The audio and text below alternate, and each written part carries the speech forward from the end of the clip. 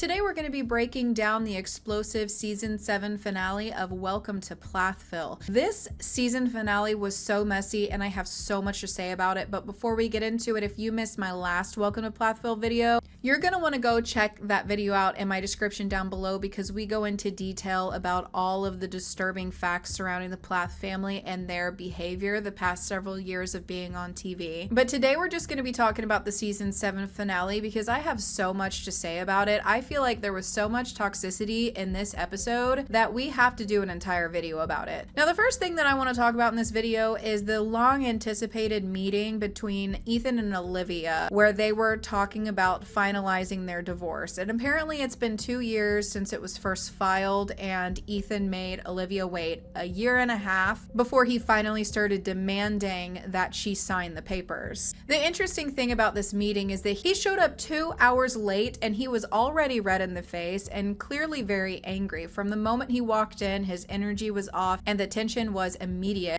I am not arguing with you over the details of the divorce. All I'm saying is I have everything lined up.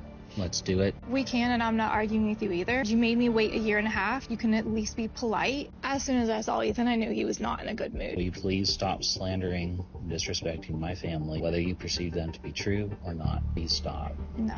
Me talking about my life and my experiences is not slander. They're both liars. What she walked into, she claims it's awful. Some of it may have been unpleasant. It is not nearly as bad as she makes it out to be. That the majority of the problems that she wants to talk about today, her experience, she also created. And you could actually see that Olivia was visibly uncomfortable, and as she should be because she was married to him and knows about his explosive anger issues. She was sitting across from Ethan trying to keep things civil and calm, but Ethan clearly came in ready for a fight. He immediately criticized her for making errors in the filing, accusing her of being the reason why it was rejected, even though Olivia has insisted that she followed the legal process correctly. It seemed like it was less about paperwork and more about control and trying to assign blame to somebody. And then Ethan made a huge ask of Olivia when he asked her to stop publicly talking about his family. And if you watched my last video that I did about the Plath family, you will know why that is an impossible thing to ask of somebody who lived that life and was around that family for what, 10 years? He's basically asking Olivia to stop talking about a massive part of her life. And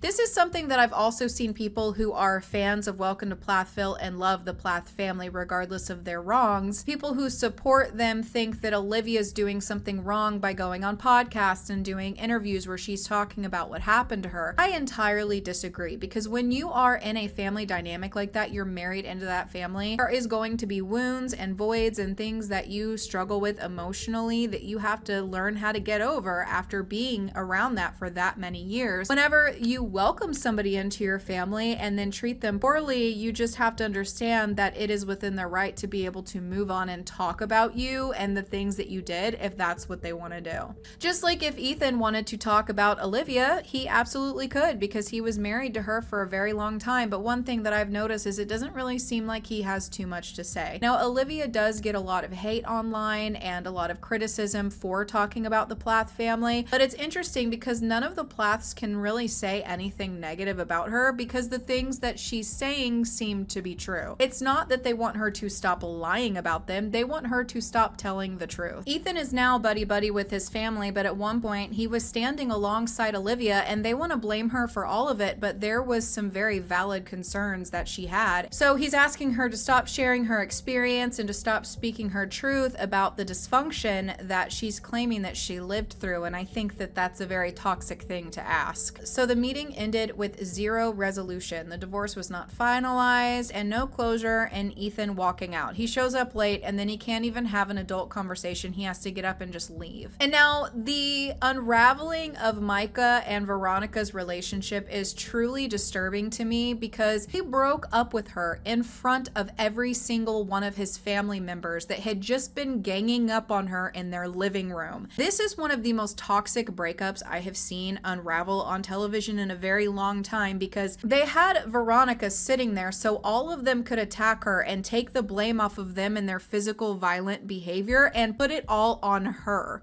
Veronica's not going to change. This is going nowhere. I think we need to leave. woke up. Yeah, we are done. If this was not filmed for the world to see, I would truly be scared for her mental health and feeling like she had no support during that situation, because what that would do to your brain chemistry, having that many people gang up on you and blame you for people being physically violent with each other, is truly disturbing to me. I was 100% on your side up until this morning when I found out you were calling me names behind my back. I don't think I could let people in that I don't trust. I just want you to see that's why your relationship with this family failed, because you didn't let us in, not because we didn't let you in. I let you guys in. No, you didn't. Not by calling us names and backstabbing us. I'm sorry for hurting you. I appreciate the words. I don't really believe it. I've seen and heard enough today to know that I don't really want anything further to do with you. Maybe I did sabotage it at the end. Maybe I was so tired of this messed up family and this toxic relationship that I said, add the catalyst. The worst thing is a toxic relationship where you lose love for yourself. I want people to know I did love him. This is never how you handle a situation, and although Veronica has definitely said some awful things, I don't think any of it warranted this type of behavior from the family. The Plaths are really dangerous because to get every single one of your family members, especially when you have a large family like this, to all sit down in a circle and yell at one person and blame them for everything wrong that's happened, that is as toxic as it gets. Everything about that whole thing was wrong. Even if Veronica had done something wrong, the way they handled it is horrendous. Then Micah, who's sitting right next to her and turning and yelling in her face, pointing a finger at her. Like, their behavior is unhinged and terrifying. I told you and you told your brother. I didn't start a rumor, I told my significant other. Like, when I have a secret with somebody, it's me and my significant other. Most people are like that. So if that got around, that's on Micah, not me. Pull up the OnlyFans. We're still waiting on that. Here, start looking. No, you're the one who knows. Where is it? Where is it? There's a bunch of articles. Okay, but show me all I would never think that somebody in their right mind would think that when you two were throwing each other down and throwing punches, that you could then turn around and be like, well, we did it because we were mad about you. It doesn't matter because she's not the one that got physical. They did. And people who can't see that, I don't know what to tell you. Veronica was accused of creating division and instigating drama and not taking responsibility for her role in conflict with Micah's younger brother, Isaac, but I actually heard her take accountability for it, and they took zero accountability for anything. And then instead of Micah pulling Veronica aside to talk things through privately, he breaks up with her right in front of everyone. That is so disgusting and disrespectful and public humiliation. And then on top of that, he showed up to Veronica in his house with a police escort to retrieve his belongings. Like, you're not the one that needs to be scared. Everybody needs to be scared of y'all because you guys are the ones that put your hands on each other. And then Micah goes back to the family farm and sets up this massive controlled burn, symbolically burning the past and trying to clear space for the new future. And I'm like, this family is so broken and, no offense, needs some therapy. Tonight we're doing a controlled burn at the farm, and it will be a humongous cloud of smoke. It'll look like a disaster. It feels like Veronica just kept, pouring lighter fluid on a whole bunch of different stuff and tempting me to light it. And every time we get in an argument, every time she would threaten me to leave, tell me to pack my stuff, get out of here, I didn't want to. I had a box of matches in my hand, but I didn't want to use them. The match had to be lit and thrown down on the lighter fluid.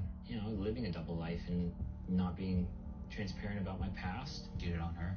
I feel very, very, very for putting her through that. I am just so disturbed about how they went about all of this. I think this whole season shows how unhinged the Plaths are, and if people can't see it, then maybe they're also unhinged themselves, because what did we just watch? Now we need to talk about Barry and Kim and when they met up to talk about their divorce, and Kim asks Barry if he will buy her some wine and if he doesn't want to be stingy, to buy her the whole bottle. Did you get me a glass or a bottle? Yeah, there's a bottle there for you. Okay, thank you. I was told you have the rest of a bottle for me. So he didn't actually buy me a bottle. Kim has had some very reckless behavior in the past involving alcohol, and the last thing she should be asking for is a bottle of wine, let alone on camera, from your ex-husband, the man that you filed for divorce from. He didn't even want the divorce, you wanted it. Now, Kim had a DUI. That is a very serious thing because you could kill somebody driving under the influence. Like, it's not a joke. It is extremely dangerous, and she's also talked about her family's history with drinking. I guess her mom had an alcohol problem, and so this is just something where I'm seeing a little bit of family history potentially replay on camera. I think that Kim honestly has a lot of secrets, and it's interesting to me that she raised her children so secluded from the world, didn't teach them anything, didn't help them learn how to be human beings out in the wild, claimed she was trying to protect them from the world, wouldn't even allow them to drink sugar. And then, I mean, when Ethan goes and gets married to Olivia and they have their own home and they're married, their own couple now, Kim and Barry are getting on them for having alcohol and going out for ice cream because they shouldn't be eating sugar. Now here she is sitting at the table with the man she filed for divorce from, asking him to buy her a bottle of wine. I couldn't help but chuckle when Barry told her that he got her the bottle, but when she went to go ask for it, he didn't really actually buy her one. And I thought that that shows a perfect picture image of the toxicity of this family. Barry and Kim being fake on camera, Barry acting as though he did that for her when he really didn't. Overall, the season finale of Welcome to Plathville, I think, was a finale to my video that I posted that you all need to go watch if you have not seen, because it shows just how dark the Plath family is and the lengths that they're willing to go to not have to take any accountability in the way that they treat people and each other. I think that throughout the years, we're probably going to learn a lot about this family. I think they have some skeletons in their closet that they hide, and some of them seem to be seeping out. You all are going to have to let me know what you think about this video in the comments down below, and I will see you soon for another one.